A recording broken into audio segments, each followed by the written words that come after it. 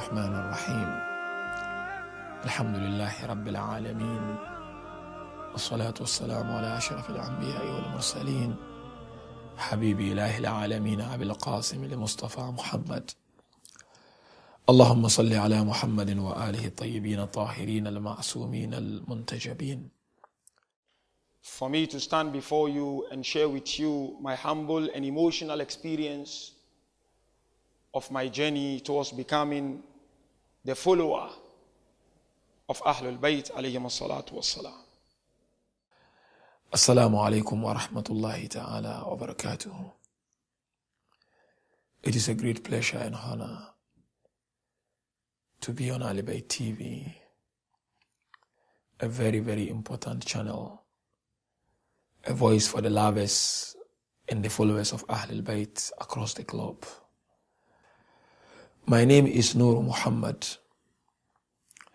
I am born in a city called Kumasi in Ghana. Kumasi is the second capital after Accra, which is the capital. And as you know, Ghana is the second leading producers of gold in the world after the Republic of South Africa. So I'm from the region where the gold is found in Ghana, the city of Kumasi, or the region they call the region of Ashanti region. I was born there. But originally I'm not from Kumasi, because Kumasi is a place for a tribe called Ashanti. It's one of the very strong and powerful clan and tribe in Africa. I'm from a town, a very small town called Kintampo. That is where my father and mother came from. But they moved to Kumasi before I was born. So I was born and bred in Kumasi. And my father and mother, they are Sunni Sufis, Tariqatul Tijaniya. So my father, grandfathers, grandmom, entire family, they are of that tariqah. And my father, who is late now, of course, is a religious scholar of Tariqat Tijaniya, was a great imam of our community.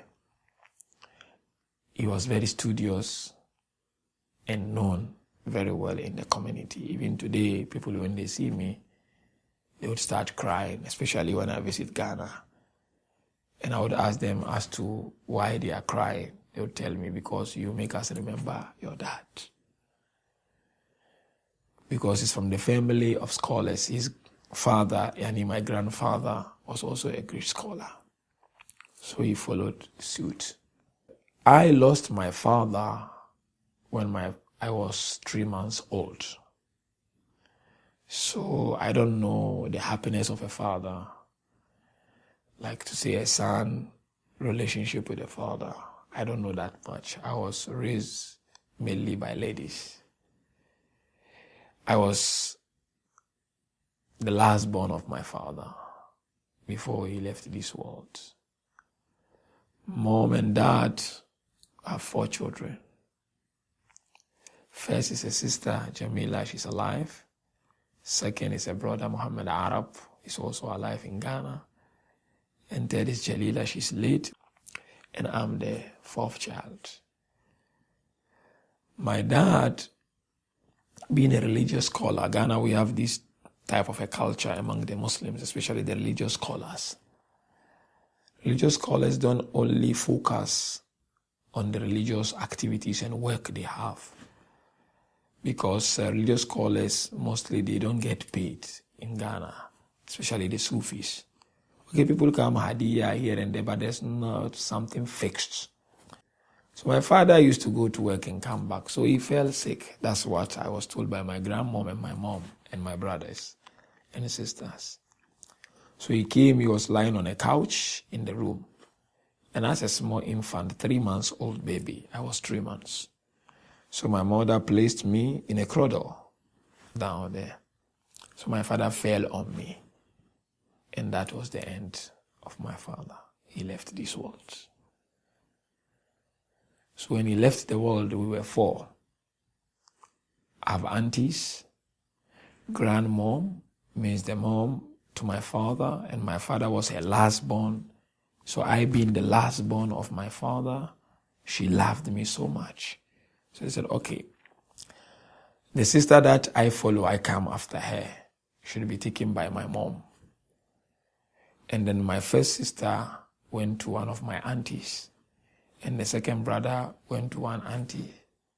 And then I was taken by my grandmom, because she said, since your dad is my last born and you are his last born, so you are like your dad to me. So she looked after me in Ghana, sent me to school, sent me to madrasa. So I finished my primary. Alhamdulillah, she looked after me. I didn't know my mom much because I was young. She looked after me. She gave me everything. My mom later eventually got married to a stepfather. So she was somewhere. Okay, I would go and visit her, but I did not have that strong relationship with my mom, because as a young boy, you were brought up by your grandmom. So the only person you knew was your grandmom. Father was not there, no father figure. Brothers were there, but they could not play the role that father could play when he was alive. So I didn't know much about him. I just saw his picture. So alhamdulillah, my grandmom, she loved me so much. In fact, I would say she spoiled me until I finished my junior secondary school. In my final year of the junior secondary school, she fell ill. So she was moved from Kumasi to Kintampo. Kintampo means our hometown. She was moved there. Because her children were there, my aunties were there, and some of the uncles were there. So she was moved there. I tried just to finish my junior secondary school, struggling. She would send me some money because I was not used to my mom. I would go, my mom would give me some sort of support, but still I lost her because she moved to Kintampo and I was very close to her. So every week, every holidays, I would go to Kintampo. Even sometimes during school days, I would just leave the school and go to Kintampo because I was missing her. So during that time, it was a very difficult time for me. I was very young, and I was just about to finish my junior secondary school. Food was difficult for me. I was not used to my mom, so I wouldn't go to my mom. I remember during that stage of junior secondary, I would go to school without a cent in my pocket. My grandmom would send me small money from Kintampo because she knew the way I was. Sometimes, to tell you the truth, orange, people would eat orange and throw it. I would take it and clean and eat. That's how I used to live. And that time, because of my father's status in the community, so I had the opportunity to study Islam from a young age. Because my father said at least one of us should succeed him to become a religious scholar. The rest are not. All the sisters, the brothers, they just went. My brother is an engineer, mechanical engineer. My sister, they studied to just a small level and they got married and that's it. And my grandmother used to tell me, your father wants you to become a religious scholar. You have to succeed your dad. So I kept on studying Islam. So during the course of that time, I was approached by a school. It's a ladies' madrasa kind of thing, to go and teach them Quran. So I used to go there, I used to get something there. That was where I started this issue of lecturing and whatever. I started at that age of 13, 14 to lecture, but in a Sunni Sufi way. So this is how I survived until I finished that junior secondary school. By then, my grandmom was in Kintampo. She was very ill. Now, our result came because after junior secondary, you write a final exams.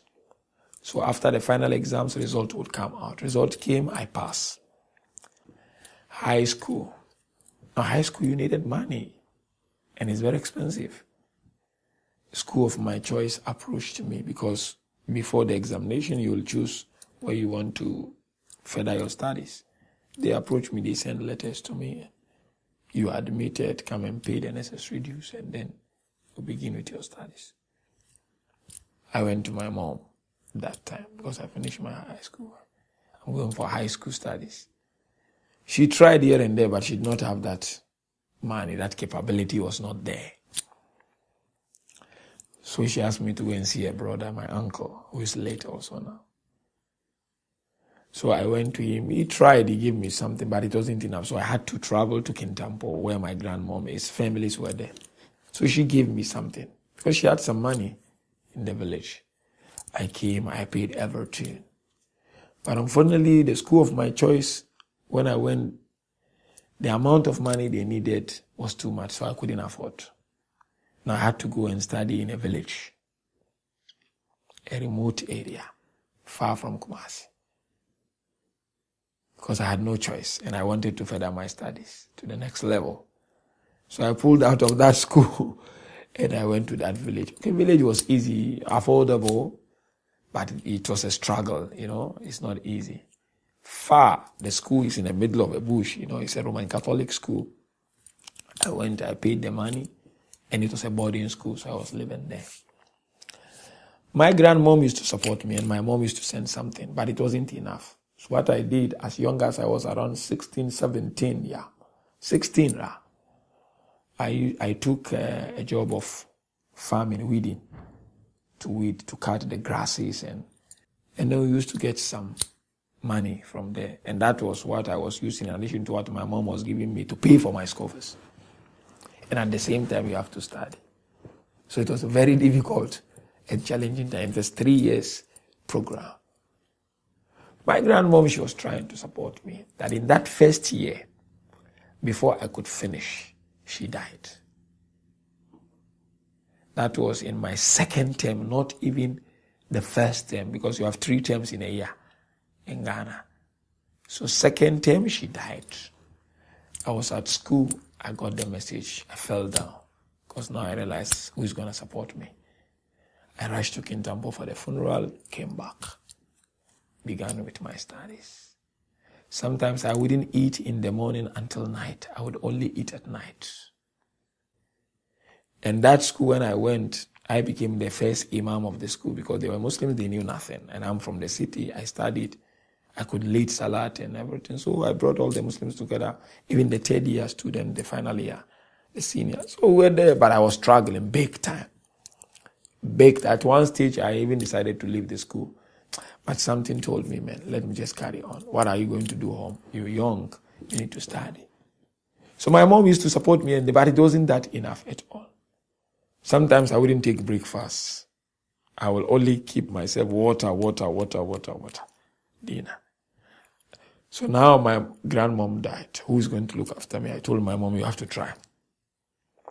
So my mom tried, but the sister that I came after her, Jalila, she took over. She said, I will support you with my mom. So she was married. So the husband was doing well. So they were supporting me.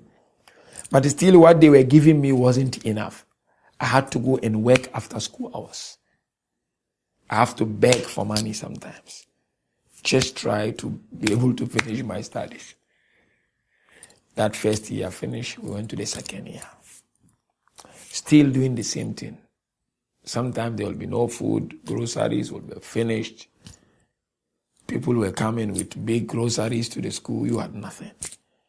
Break time, you would hide in the class until they finish eating from dining room, and then you will go with them. School uniform, very old. You've been using it. In New Year, people are changing. You cannot change. That's the life. Fine. I tried, and alhamdulillah, I was becoming first in my class since first year. I was the top student, no doubt. First year top, second year even top, with all the struggles. We didn't try in my level best. Sometimes even I would go to school late, although we were sleeping we were in the same vicinity, because you would work, come very tired, your muscles, everything. But I would go late. At one stage, the headmaster got angry, but I told him, this is my situation. I'm just trying to survive and you need to help me. So he understood. Now we were about to register for the final examination. There was no money. I went back home to my mom. She said, I don't have it. My sister was very ill. She got sick that time. She was my hope, and she got sick, and immediately she died. So now, whilst I was in Kumasi, I told my mom I'm going to just deregister myself from the school because I don't see any hope. Who's going to support me? Nobody else. So I need to leave the school, come back and just do my own things. Wallah. I would come, I will teach Islam here and there. So people knew me in my community. So I said I will come and carry on with that. There's no problem. Okay, my mom tried her level best and she paid. Now we came sitting for the mock. I got sick, stomach ulcer that time because of hunger. No food. I used to keep myself like that. I used to sleep on my tummy just to keep going. And now it was time for mock examination before the final exams. And we started the exams. I started vomiting blood on the examination paper. I went out, I came back, I sat on the newspaper, on the examination paper, I started shivering. I couldn't write. So the school told me I need to go home because there's nothing they can do. Village. Fine. Packed my stuff. I had not a single cent penny with me. How I was going to go, I didn't know. Student, who are you going to ask? And from our school to town is a very far. It's a walk of more than 1 hour to 2 hours. I literally walk from the school to town. I knew a lady there. She used to help us. So I went and borrowed money from her. And the money she had, she said, this one can only take you to Kumasi, but from Kumasi to home, to your location, is an issue. I arrived in Kumasi. And I couldn't walk because I was very sick. Whoever I met to ask for help, nobody helped me. Literally, I walked and I arrived midnight at home. I was sick. I went to the government hospital. I got some medication. I didn't go back to school. They closed because mock time they closed. And then we came back. Then I went to write my final examination. Alhamdulillah, when I wrote my final examination, I was like the second best at the school. I got distinctions. I passed all the subjects, 9 subjects. So I finished my high school. Result came out. I passed. University entrance requirement. I got it. And my aim was to further my studies to the next level. But now, who was going to fund me? At the same time, I wanted to study Islam to the highest level because I was very much interested in that. But Islam now you want to study in Ghana. Ghana, I've been doing a lot of studies. I did all my Arabic studies in Ghana, especially in the course of holidays when I was at high school. Now I need to go further. And the options you have is Saudi Arabia and no any other place. Because my brother, he could easily send me to Saudi Arabia because he's in charge of sending all the students in Saudi Arabia. So my mom approached him. He said, no problem. When the results are out, bring his results to me, and then we'll make sure we help him. He goes to Saudi and study. I was happy, very much happy, because Saudi is like, so to speak, the Qibla, the direction of all the Muslims. You speak to any Muslim, they will tell you they are not wrong because Quran was sent there. If they were wrong, Allah was not going to send Quran there. Makkah is there, Medina is there. What are you talking about? This is the general perception up until tomorrow of our people. Unless you insist trying to show them the way and the direction. Fine. I went to my brother. When the results were out, I told him I've passed and passed well. Now you have to do your action. He said, no problem. He took my certificate, some forms to be filled. Yep, I filled them. Meanwhile, we were busy with our organization, Muslim Youth Association, for Guidance and Enlightenment. We used to travel to villages. To tell you the truth, we once went to a village where we met ladies, Muslims, but they never saw Quran in their life for a single day. And they were Muslims. They were introduced to Islam and they were left like that. So we showed them Quran. Some of them, Muslims, gave birth to children, but they don't know what is ghusl. we had to teach them. So we used to do that, and we had passion for doing that kind of tabligh work, alhamdulillah. So through that, we here and there, now and then, used to get information about Iran, about Shia, about this and that. But among the first country where Iran established Hausa immediately after the revolution of Iran is Ghana. That is why all those who became Shias in West Africa, I can safely say all of them became Shia through the Hausa in Ghana. Because Iran established it immediately after revolution. That's the first country. Very big Hausa. They sent a lot of qualified scholars from Qom to go and teach people. And what they used to do when they would come, there were no Shias. So they would announce it publicly at the central mosques where Juma Salat have been held. Whoever is interested is welcome. Come, we'll take you to Accra. You study about Shiism. You will learn about it. So some of our guys, not me, they decided to go to Accra to study. Not me now. So they went. One of my very close friends by the name Darul Hikmah is currently in Qom. He went. So you would come back and give us information during the holidays, weekends, because not that far, it's 4-hour drive. Oh, is this year's or this year's that. Meanwhile, we were bombarding our teachers with a lot of questions in Kumasi. Our brothers with a lot of questions. Our families with a lot of, because Darul Hikmah now was exposing us to the teachings of Ahlul Bayt alayhimu salatu wassalam. But by then, I was not that inclined. Until one day, I was sent by one of my teachers with a letter to give it to one of the scholars in Kumasi, Ustaz Kamel. He's late now. So when I went to him with the letter, he looked at me.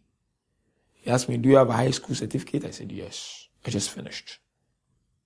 How old are you? I'm 16, around 17. Yeah. Are you interested in Islamic studies? I said, yes, of course. In fact, that's my passion. I don't want to do anything. He said, okay, tomorrow, 9:30 a.m., come to the Kumasi Central Mosque. He did not tell me what was going to happen. He didn't tell me Iranians. If he had told me, maybe I would consult my family. They would have told me, Baba, don't go. So I was excited because he was like a big guy, big shot when it comes to Muslim scholars. So alhamdulillah, in the morning I went. Through the help of one of his students, Ustaz Ahmed Saeed, who is the current secretary of the Ulamas in Kumasi. Not knowing that they were Iranians who were coming to interview students from Accra.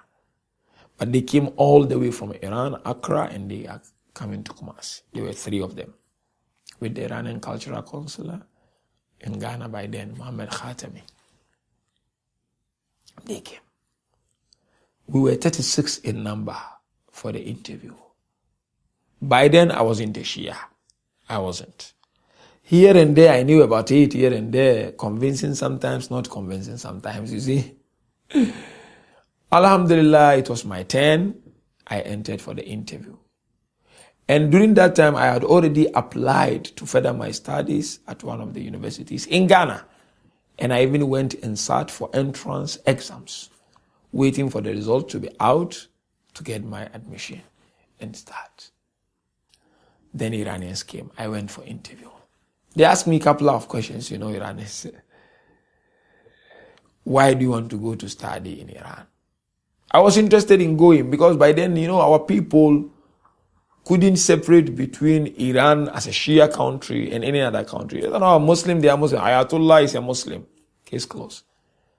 People didn't know that much, unlike today. These are Shias. And you can become Shia. If people knew, they were not even going to be given the opportunity to enter the mosque.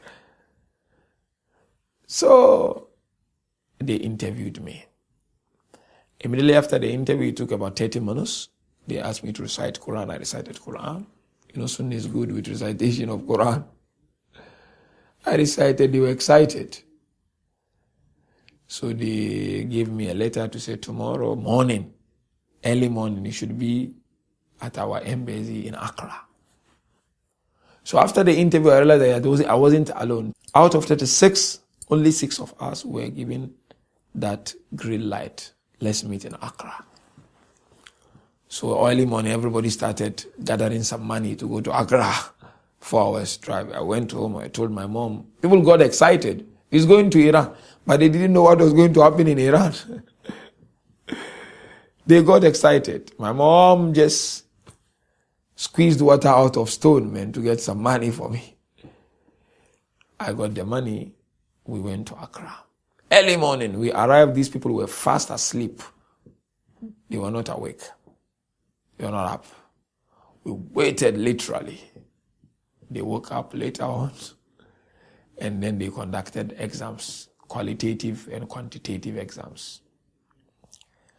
It's just objects, just to try your mentality and how you think, your psyche and philosophy. So after the exams, out of the 6, they told us 3 passed. And I was one of the 3. But they said, now you have to wait for us because we're going to Iran. You'll hear from us. So fine.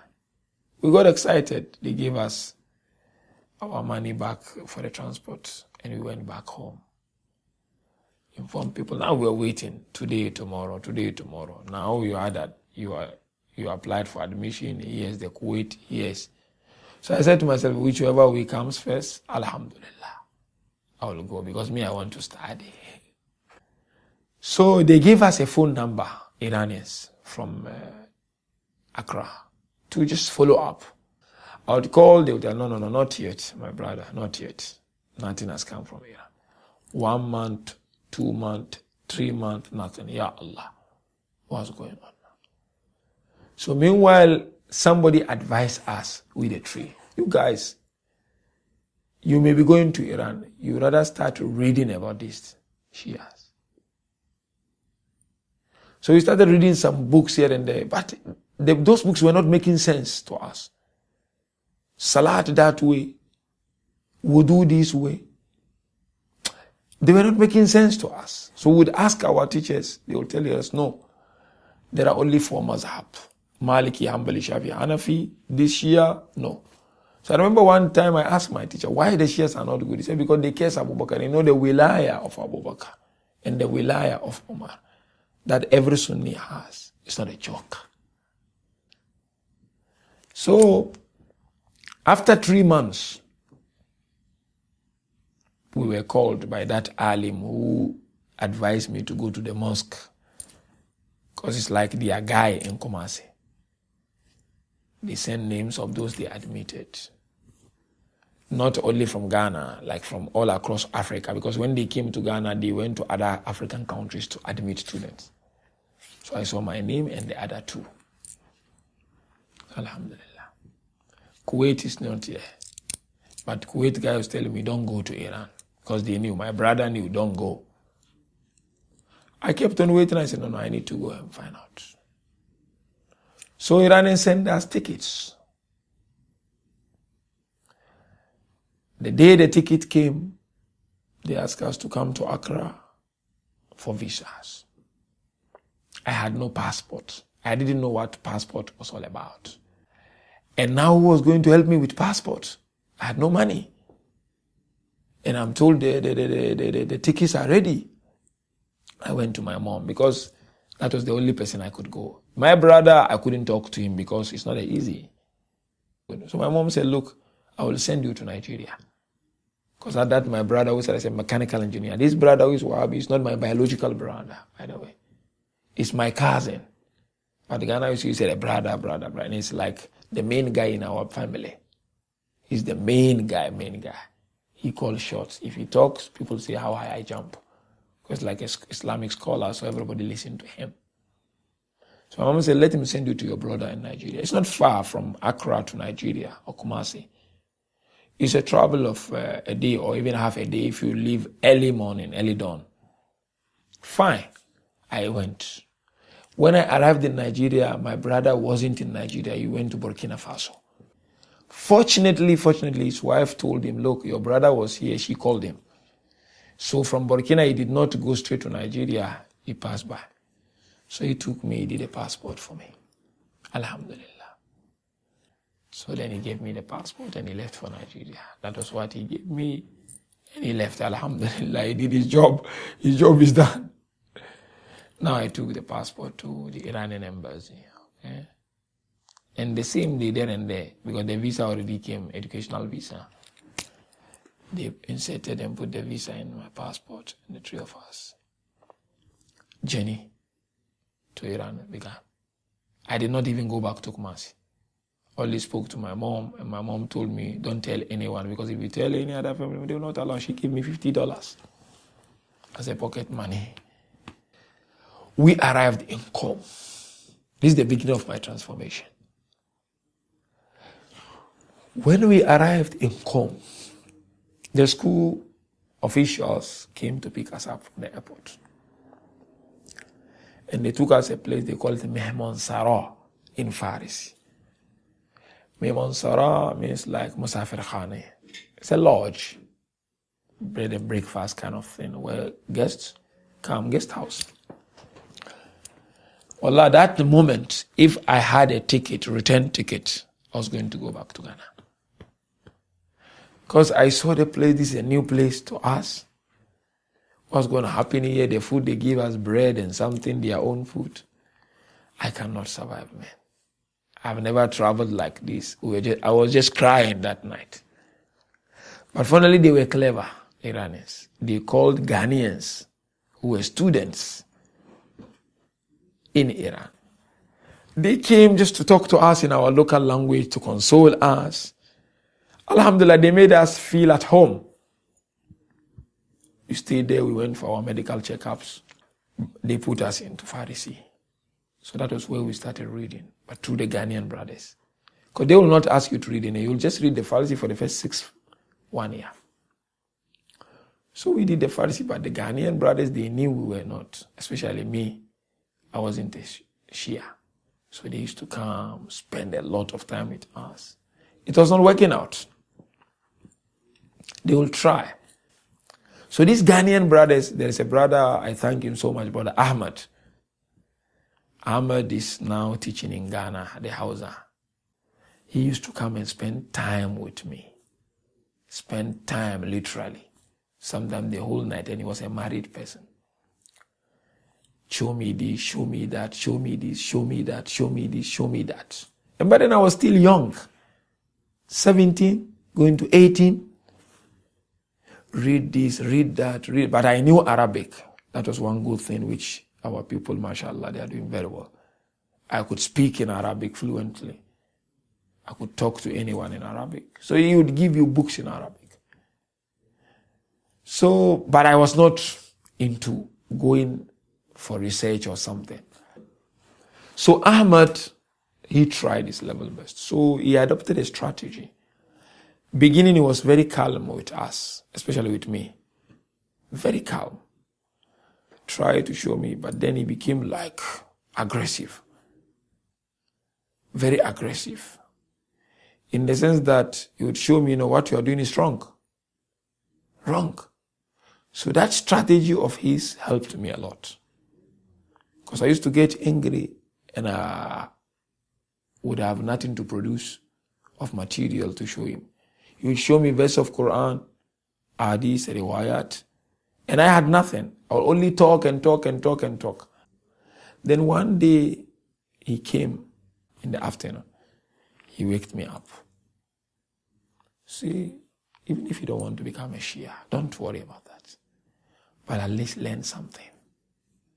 So that tomorrow when you go home and you are asked, you are able to say something. This is a very interesting thing I'm going to mention now. I said, what do you mean? He said, no, you learn. Read what I'm saying. I'm not saying you should take from me. Read. Okay. I started reading like a mad person. I became a bookworm. I used to go to the library.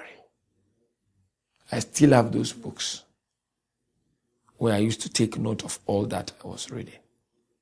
I would go to the big books like Sahih Bukhari, Sahih Muslims, all the 6 books. If not all the books, most part of those books I read them, especially those areas talking about Ahl al-Bayt. So I started getting convinced little by little, not that much. And at one stage I would cry. And I was a young boy. My family now, they were worried. They were sending me letters, come back. Why you put yourself there? They were pressurizing my mom. The ladies' madrasa, I used to teach ladies' madrasa. That was the first teaching I was teaching. They were pressurizing my mom. Why you send your child there? This is wrong. So by then it was a letter, and letter would take like a month or 2 to arrive in Ghana. So the first strategy I adopted, after going through those readings, it took me good 6 months to 1 year, not a joke, when I was now going to turn around 18 or something. I wrote letters, different letters. One brother was going to Ghana, I gave it to him. To my parents, to my teachers, especially who taught me in Ghana. And when you are coming back, because he was going for a week, please try to get me the response. I just wrote to them, look, I'm seeing something here, which like making sense to me, but I'm failing to take a decision. Is there anyone who can help me? They replied back, 3, 4 of them. Simple reply. No, these are Shias. Don't worry yourself about it. Don't take anything. You study the important ones like Arabic grammar, sarf, syntax. Just study and come back. But really, it started haunting me big time. One stage, I would sit alone and cry in the library. And you'll see my tears on the table and on the books. Because I was reading, where they attack Fatima to Zahra, where the leadership was used from Imam Amir al-Mu'mineen. Battle of Ghadir, Sulh al-Hudaybiyah, what happened. And I would read and I would refer it to the books, and it will be there in all the books of our Sunni brothers. Now I reach a point that no, this is making sense. And the point which destroyed me completely is the question of Fatima to Zahra alayhi salatu wasalam.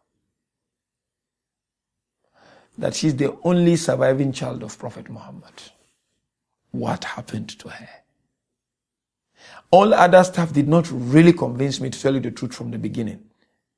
That point, Zahra alayhi salatu wasalam. If say I'm Imam today, that's how I used to ask myself. And I die, I leave this world. Will people go and think of burying me or not? They will go and think of who is going to succeed me. So I used to ask myself, but why it happened to Rasulullah? But that still never helped. You know what I did? This is my transformation. But still that was not 100%. I decided to fast for 3 days in Qom at a school called Hujjatiyah. And by then I did not start fully my religious studies. Here and there, because they were also making ihtiyat, precaution. They know their story and they know their strategies. And they know even the Farisi madrasa, I fought to leave the place. I studied Farisi only for 4 months. Then I realized I could speak well. I told them, no, me, I'm not interested. So 3 of us, they left us. We went to Hujjatiyah. I fasted for 3 days alone. And my aim, I asked Allah, look, Allah, I'm confused. Born Sunni, brought up as a Sunni Sufi. I'm discovering something. I'm now 50-50. I don't know where to go. I used to cry. Every night I used to wake up. I used to pray to Allah. I used to beg Allah, literally. I used to cry the whole night until my roommate would wake up. One Indonesia boy, he would wake up. Now, Allah is great. On the 3rd day of my fast, after I broke my fast, salat, everything, that night I dreamt Imam Ali in Kaaba. And he told me within a twinkle of an eye, you are looking for something and you are there. Wallahi al-azim. In Qom, Hujjatiyya in our room. You are looking for something and you are the Inkaba. So I woke up frightened. I got scared. I was just praying that Fajr will just arrive, so I would be able to ask the Imam of the mosque, Sheikh Nuri. He's late now, very old Sheikh. People used to go to him for istikhara and consultations. Early morning I went to him. And I narrate, I did not tell him about my transformation because he didn't know. He's just Imam there. So he told everybody there, he's a Shia. I saw Imam Ali in my dream. I'm told this Imam Ali. But he told me, look, you are looking for something, stay there. You found it. He asked me, no, you are looking for something and Allah is showing you. Then he looked at me, wallahi, he told me the same thing Imam Ali told. He said, look, we're looking for something, you found it, don't go anywhere, stick to that thing. From there, I said, look, I'm not going to do anything, I need to go back home. I decided to go back to Ghana. Guess what happened? By the time I arrived in my city, the news has already spread I'm a Shia, and I wasn't a Shia. From there, I got a little bit of satisfaction, but still not decided to become a Shia. I said, okay, now it's making sense here and there. I'm climbing slowly. I need to go back home to Ghana. I don't want to do anything here. Because I was really confused. Okay, the fast, which I asked Allah to help me to show me the way, Alhamdulillah. I saw Imam Ali still. So I requested for ticket. Alhamdulillah, they gave me. I went back home. But with return, they gave me return ticket. But my aim of going home was that I'm going to meet the top scholars in my city, including my brother. Ask them few questions of what I've researched on. If they are able to answer me, I will not come back here. Because this place is confusing it's confusing me. But if they are unable, nothing will stop me. I will come back, I will further my studies, and I will go back there and propagate Shiism. So I went. But how do you get to them? It wasn't easy. It was very difficult moment of my life. School time was nothing, zero, compared to what I faced when I came back from Iran. After 1.5 years or 1 year, friends left me. The school where I used to teach, I thought I would get asylum there. Arrived, everybody walk out. You know, you miss your family, your father, your mom, your sisters. You entered, wallahi, the house, everybody left you alone, standing. I started crying. I was a young boy. I entered, even my mom wanted to greet me, but people were telling, Najis, wallahi al-azim. This is very serious, brothers and sisters. Hey, I was exhausted, I was tired, no food, no water, nothing. And everybody left me. I was left alone. I would cry. I would sit alone and cry. Family, it was only mom. Nobody was ready to talk to me. I'm kind of najis. Food, no food. Place to sleep, very difficult. Sometimes you'll sleep on a corridor of a house, of a, flats, and where to go, who to talk to, who to sit with. Mom making ihtiyat, everybody making precautions. And I'm the first Shia. Of course, there was some Shias who went to Iran, but they stay in Accra. In Kumasi, I'm the first with my friend to go to Iran. So it was a news in that community. It was a news in that community. So people, now Nuri is a Shia. We cannot do anything with him. They were bombarding my mom. Okay, fine. I went to one alim in a village nearby my city. I used to teach when I was Sunni there at his madrasa. And I requested from him, Sheikh Rufai is the imam of a town called Ejisu. It's a village. I spoke to him. I need your help to contact 4 ulamas in my city. So he agreed. Went to the first alim. First alim was the one who sent me to that mosque for interview. When he saw me, he stood up. He hugged me. Nurul Yaqeen, because that's my full name. When did you come back? Just came a few days ago. I'm happy. That was his words. Before I could say anything, he told me, go back and study, close your ears. You will be the future leaders of this community. Allahu Akbar. Offered me tea, water, dates. So I said, Alhamdulillah, here I'm not going to ask anything. I'm done here. Then we went to the second alim, very powerful scholar. He even have a dictionary of Arabic and Hausa, our language. He studied in Azhar. He's got PhD from Azhar. Sheikh Hassan, big. He asked me a few questions before I could ask him. Why do you prostrate on turba? Or how do they do that? Then I gave him a simple riwayah from Rasulullah. جُعِلَتْ لِيَ الْأَرْضُ مَسْجِدًا وَطَهُورًا. Allah made this earth for me masjid and a place of purification. So I told him the logic here is that why do you make sajda on earth,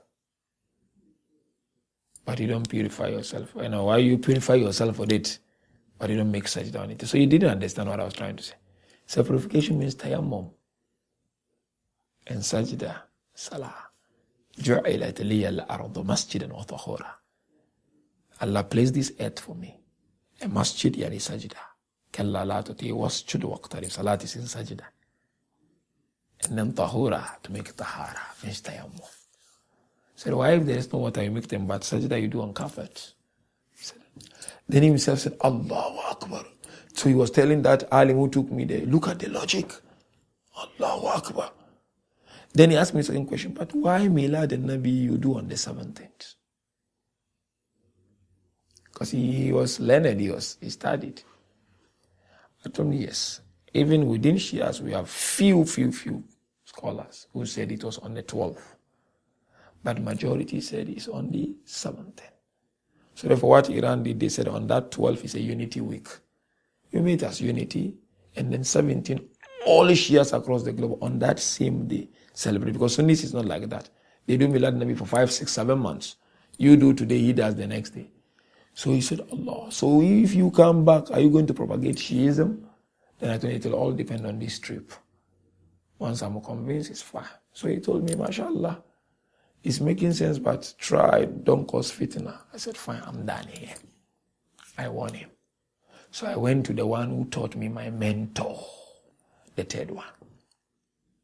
When he saw me, he jumped, he held me. Oh, when did you come back? Alhamdulillah. He taught me Arabic. In fact, all Sunni studies, he taught me Sheikh Muhammad Thani.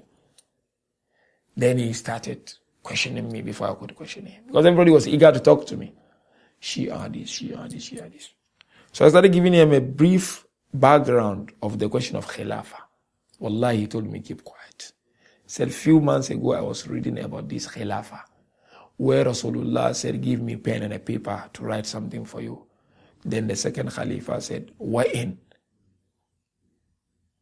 Inna rajula la yahjura. The man is migrating. Yani Rasulullah. So I asked my teacher, then what is your take? He said, from there I told some of the teachers from the school, don't blame somebody if he says Shia. So I asked him, then what is your take? He said, no, go and study. Don't worry. Fine, I won. The last one was my brother. That was my final. He brought a lot of people, some family members, they organized the meeting. We went, I was sitting down. It was a sign of respect.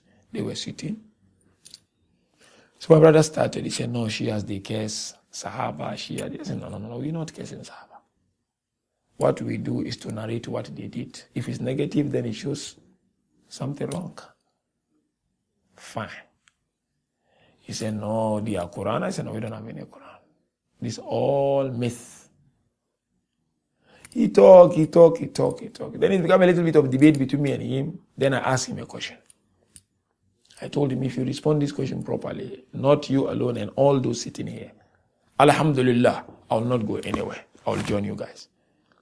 But if you cannot, be rest assured, I will declare my Shiism. And if I die, I should be buried like a Shia. Nobody should claim my body except Shias. Everybody was sitting, family members, looking at me, opening their eyes. I asked him, my brother, you studied in Saudi Arabia for many years, more than 10 years, 15 years. You guys sitting here, all the students or ulama, you've been in Saudi, either for Hajj or to study. Is there any one of you who can tell me whether he has seen where Fatima Zahra is buried? And I told them, if you answer this question, I promise you, I will either go to Kuwait or Saudi to study. I'm done. Wallahi, they all kept quiet. I said, show me. Because me, I'm at this stage, I'm really boiling. I've seen the truth, but I'm scared. Then one of them said, you see, you talking this year, you, when you come, nobody will look after you. And he was angry talking to me. Nobody will give you a house to sleep, like, look at the way you are suffering, look at how dirty you are. I said, no, that doesn't matter. I just need to know. Any one of you can show me where Fatima is buried? Wallahi, they all kept quiet. Then I told him, can you borrow me your book, Tariq al-Khulafa, for Ibn Qutayba? It's not our book, it's their book, and I know he has the book. After I insisted, he brought the book. You just go Tariq al-Khulafa for Ibn Qutayba. First 2-3 pages, don't go far. I opened for him. You know what does it say? Where the second Khalifa said, La uhrikanna aw la yukhrijanna. Kila inna Fatima bint Rasulullah. Kala wa in. He said, the second Khalifa said, they should either come out to pay allegiance to Abu Bakr or we will burn the house. Then one of his companions said, Fatima, the daughter of Rasul, is in the house. Then he said, even if she is in the house. My mom was crying.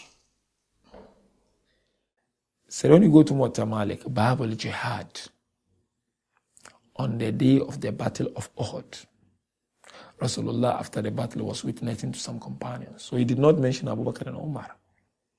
In Malik, Babul Jihad. So Abu Bakr and Umar asked him, Alasna minhum ya Rasulullah, Aslamna kama aslamu wa amanna kama amanu. Are we not among them? Didn't we become Muslims like the way they became Muslims? Didn't we submit like the way they submitted? Rasulullah said, Bala, walakin la adri maza satuhrithuna ba'di. Yes, but I don't know what will happen after my death. I quoted it. I said, you can bring the book, I can show you. Then I said, link this with the verse of Quran. Afa immata aw qutila inqalabtum ala aqabikum. Wa man yanqalib ala akibai falan yadurra Allah shay'a wa sayajiz Allahu ash-shakirin. If you, Rasulullah, die a normal death, or your death is caused, they will go astray. And whoever goes astray, it will not harm Allah anything, and Allah will certainly reward those who are grateful. I told them, now I'm done. Inshallah, I'm going back to Iran. I'm going to study very hard and know that I'm a Shia from today. Alhamdulillah. Indeed,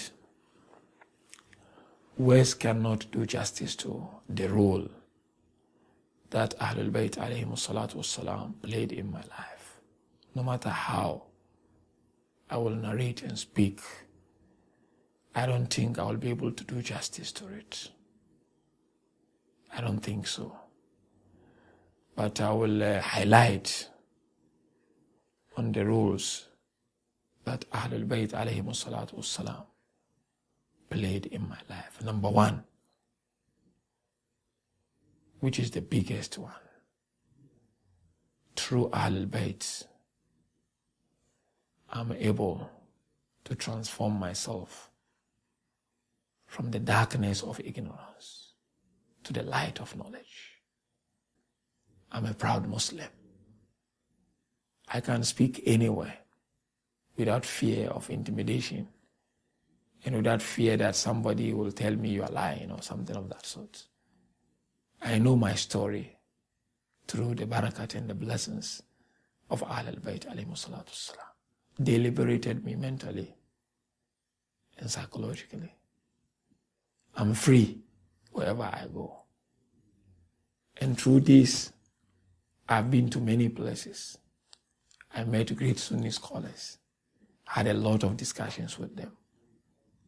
And this all through the ni'mah and the blessings of Ahlul Bayt. In fact, what I can say, Ahlul Bayt alayhi salatu wassalam are my life. I cannot imagine me living without Ahlul Bayt alayhi salatu wassalam. I cannot think of a life without them. To me, wallahi, life is meaningless without Ahlul Bayt alayhi salatu wassalam. Therefore, my effort is for Allah to help me and give me the tawfiq to keep this love of Ahlul Bayt. It keeps me going during difficulties and during happiness. I learned how to forgive when I discovered Ahlul Bayt, because I knew what happened to me when I discovered them. I was denied food. I was denied shelter. I was denied water. For almost 3 months, I had no place to go. I had no place to sleep. But they kept me going. At one stage, I would say to myself, leave it. Why you are forcing yourself? But something else would tell me from the other side of my senses, keep going. So this is where they brought me as far, I can say. They took me from nothing and they made me somebody. My effort is to make others discover this school of thoughts. And alhamdulillah, through their ni'mah and blessings, so far, more than 500 people have discovered this school through this servant, humble servant of Imam Amir al-Mu'minin. That is myself. So yeah, Ahlul Bayt, really I cannot do justice to the role they play in my life. It's everything. Today when I go back home in Kumasi, in Ghana, I'm highly respected. In my community, in my family, I'm welcomed very well. I'm given high respect in my community. I'm given platforms to speak and to give lectures. These are all through the nur and the barakat of Ahlul Bayt, not from me. It's them who are doing it. So I owe it to them really. Only what I plead with Allah subhanahu wa ta'ala to keep this love in my heart and to keep me going.